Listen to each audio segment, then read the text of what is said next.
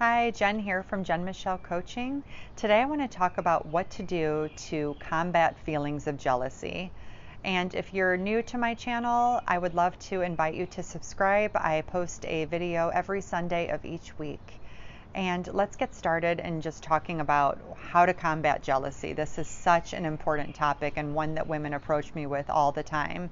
Jealousy can be such a strong, intense emotion that takes over so many aspects of our lives, whether it be in love, whether it be in work, whether it be in physical appearance, just perception of others versus what we have. It can create all kinds of negativity. And so it also leads to a sense of shame as well, right? Because then we feel bad for feeling jealous in the first place. And so today I want to just talk about 3 things you can do to truly show up as the antidote and create a new perspective and a new way of thinking about jealousy and how it relates to your life.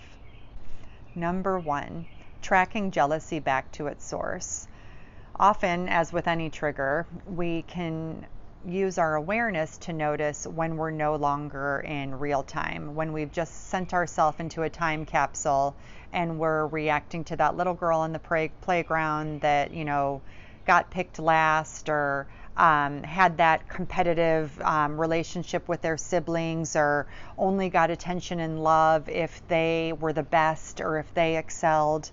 And we'll start to really notice where jealousy is rooted from. And then we can really examine it and say, okay, but I'm not that person anymore.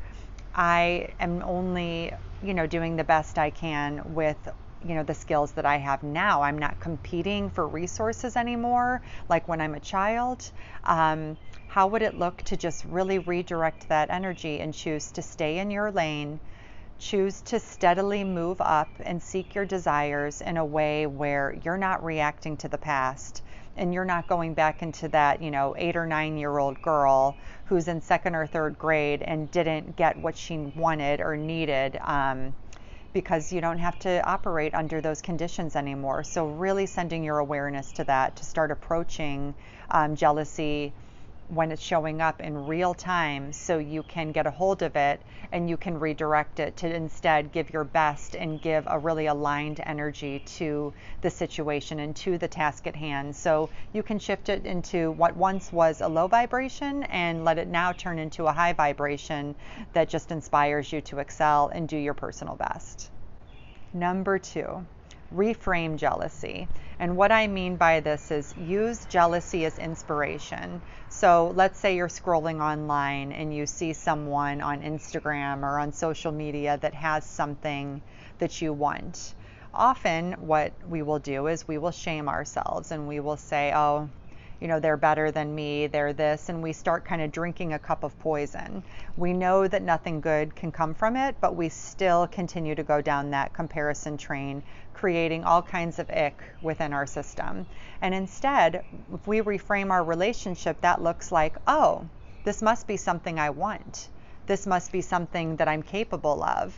And so how can I look at what this person has or what this person's achieved as inspiration for what I want to do and what I can create, in my own unique way.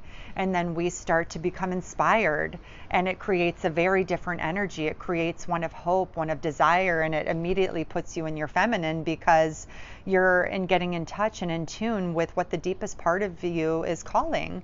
And so we can shift that by being the absolute antidote to the jealous behavior, by being inspired by it and letting it guide us to what speaks to us and what perhaps we've suppressed out of fear to really pursue and activate within our own lives. Number 3, cultivate a gratitude practice. And what I mean by cultivating a gratitude practice is really feeling into the abundance in terms of everything that you've created for your life so far. I'm sure that there are things that you've done that you are so proud of, yet because we're wired for survival, our instinct is to think about what we haven't done, what we need to do, what's wrong, how to fix it, how to get further. And instead, really taking time each day, whether it be a morning ritual or an evening ritual, to really reflect on everything that you've accomplished this far in your life, whether it's so small or something huge. This can be tiny.